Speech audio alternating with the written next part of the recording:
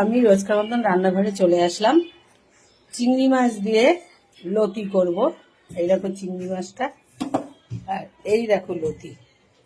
এখন আমি রাঁধুনি ফোড়নটা দেব। কাঁচা লঙ্কাটা তেলে ভেজে নেব।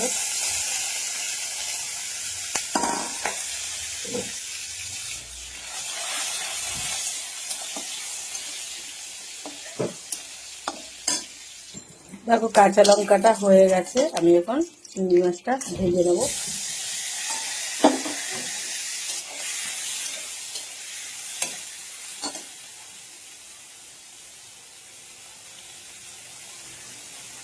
হলুদ দিয়ে দিলাম, নুন দিয়ে দিলাম।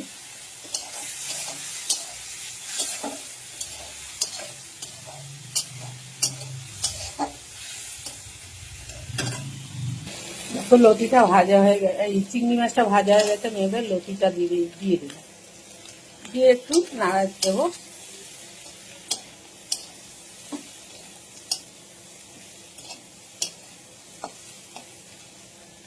নাড়া দিয়ে দিলাম। এইবারে আমি জলটা দিয়ে দেবো।